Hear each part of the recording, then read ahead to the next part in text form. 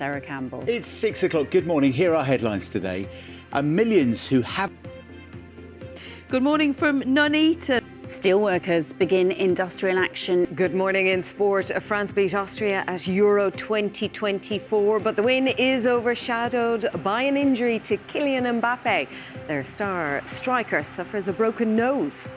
Spots of rain, that will give way to sunny spells and some showers. Firmly supporting the war in Ukraine. Increasingly isolated on the world stage. So I think.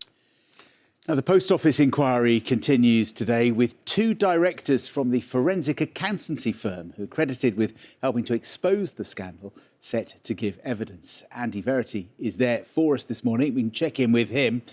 Morning, Andy. So what are we expecting to happen there? Well, this could be an explosive day for evidence at the Post Office inquiry. The reason I say that is that the two people who are going to give evidence today are Ron Warmington and Ian Henderson.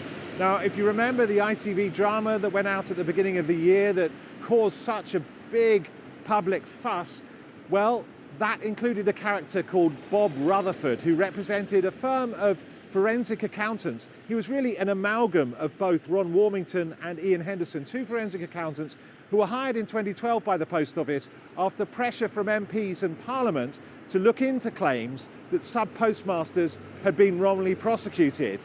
And they went through the Post Office files, they looked at the system, they spoke to people, and they told the Post Office something it didn't want to hear, namely that there were bugs in its Horizon IT system and concerns that they might have affected the shortfalls for which sub-postmasters were prosecuted. They delivered an interim report in July 2013, and we've been listening at the inquiry here, which has told us that when they delivered that, the board of the Post Office were alarmed, and essentially the chair of the Post Office then, Alice Perkins, wanted to get rid of Second Sight, but they kept on trying to find stuff out, and they recorded their calls, and we've been hearing some of the tapes from those recorded calls. We may hear more about that today and hear stuff we haven't yet known about the Post Office and the scandal that went with it. Big day ahead. Andy, thank you very much indeed. Millions of Americans are bracing themselves for an early summer heatwave, which forecasters say could be the longest in decades. Hello there. Good morning. Welcome to Breakfast with Sally Nugent and John Kay. Our headlines for you today. The latest inflation figures will be published this morning.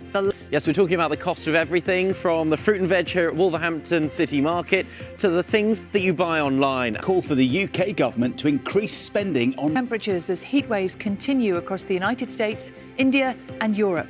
The odd shower until later when we've got some heavier rain and stronger winds. Good morning from Germany, where we're waking up with the Scotland fans. Russia's President Vladimir Putin is beginning the first full day of his highly anticipated trip to North Korea. The West, specifically the United States, that they still have friends on which they can rely. Now, the public inquiry into the Post Office Horizon IT scandal will hear from two former executives at Fujitsu, the company which built the flawed computer system.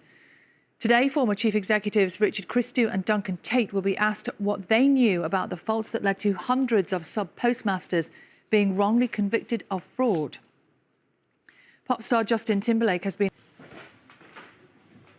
Yeah, it's really important for that very reason.